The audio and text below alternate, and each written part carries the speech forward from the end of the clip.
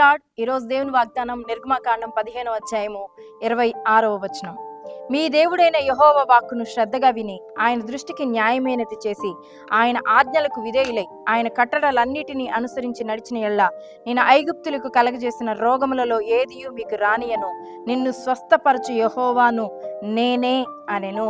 ఈరోజు మనందరికీ పరిశుద్ధాత్మ దేవుడిస్తున్న అద్భుతమైన వాగ్దానం, నిన్ను స్వస్థపరచు యెహోవాను నేనే.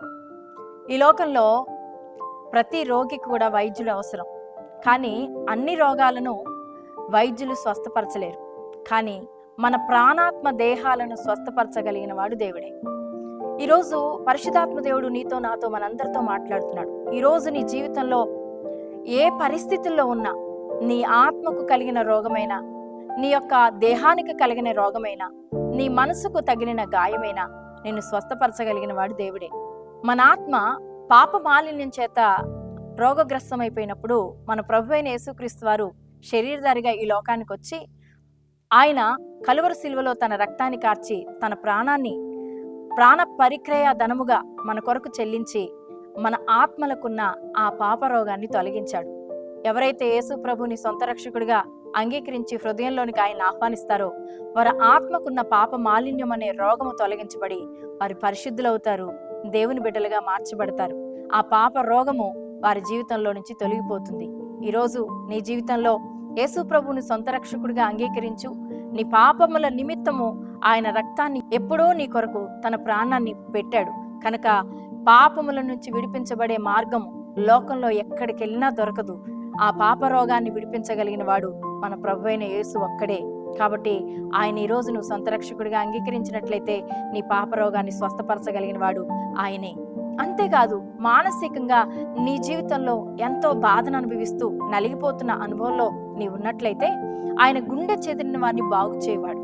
ఆయన నీ మనసుకు అయ్యే ప్రతి గాయాన్ని కట్టగలిగిన వాడు, నిన్ను ఆదరించగలిగిన వాడు, నిన్ను ఓదార్చగలిగిన వాడు, నీ జీవితంలో ఎదురయ్యే ప్రతి సమస్యల్లో పరిష్కారాన్ని చూపగలిగిన వాడు, ప్రతి పరిస్థితిని చక్కదిద్దగలిగిన వాడు. నీ కుటుంబంలో సమస్యలను బట్టి, ఆర్థిక ఇబ్బందులను బట్టి, అవమానాన్ని బట్టి, ఎన్నో రకాలైన పరిస్థితులను బట్టి నువ్వు మానసికంగా నలిగిపోతున్నావా? నీ బిడ్డలను బట్టి చాలా కృంగిపోతున్నావా? నీ భర్త పాపం నుంచి, వ్యసనాల నుంచి విడిపించబడలేని పరిస్థితులను బట్టి నీ మనసు చాలా గాయపరచబడుతుందా? ప్రేమను పొందలేకపోతున్నావా? నీ మనసు చాలా నొచ్చుకుంటుందా? అయితే ఈరోజు దేవుడు వాగ్దానం చేస్తున్నాడు, నువ్వు చెదిరిన పరిస్థితిలో ఉన్నావు, నీ గుండెను బాగు చేయగలిగిన వాడు, నీ మనస్సును బాగు చేయగలిగిన వాడు, నీ జీవితంలో సమాధానాన్ని ఇవ్వగలిగిన వాడు దేవుడే.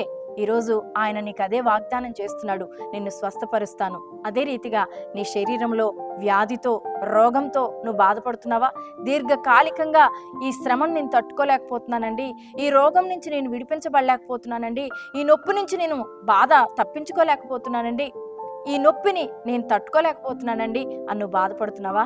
అయితే నీ కొరకే ఆయన ఒక్కడి తక్కువ 40 దెబ్బలు తిన్నాడు. నువ్వు ఆయన ఆశ్రయించినప్పుడు, ఆయన దృష్టికి న్యాయమైన చేసినప్పుడు, ఆయన ఆజ్ఞల్ని పాటించినప్పుడు, ఆయన వాక్యం ప్రకారం నువ్వు జీవించినప్పుడు నీ జీవితంలో గొప్ప స్వస్థతను దేవుడు ఇస్తానని వాగ్దానం చేస్తున్నాడు. కాబట్టి నీ పాపరోగాన్ని స్వస్థపరచగలిగిన వాడు, నీ మనసుకైన ప్రతి గాయాన్ని స్వస్థపరచగలిగిన వాడు, నీ శరీరంలో ఉన్న ప్రతి రోగాన్ని కూడా స్వస్థపరచగలిగిన వాడు.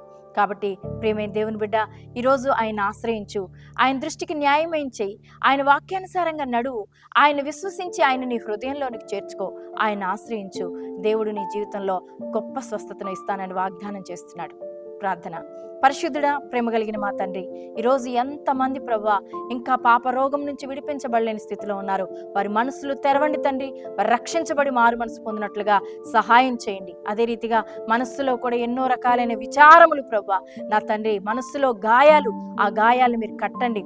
గుండె చెదిరిన పరిస్థితుల్లో ప్రభా ఎంతమంది ఉన్నారు, అయిన వాళ్ళని పోగొట్టుకొని కుటుంబంలో సమాధానం లేక, ప్రేమను పొందలేక ప్రభా రకరకాల ఆర్థిక ఇబ్బందులు, అప్పులను బట్టి నాయన, దురాత్మ శక్తుల ప్రభావం బట్టి ఎంతమంది చెదిరిపోయిన అనుభవంలో ఉన్నారు, వారిని బాగు చేయమని ప్రార్థన చేస్తున్నాను. శరీరంలో ఎడతగిన నొప్పులు, బాధలు, బలహీనతలు, దీర్ఘకాలిక రోగాలు, హాస్పిటల్కి వెళ్ళిన తగ్గని నాయన స్థితిలో ప్రభా నీ బిడ్డలు నాయన ఎంత కంగారు పడిపోతున్నారు, వారిని మీరు ముట్టి తాకి స్వస్థపరచండి నాయన.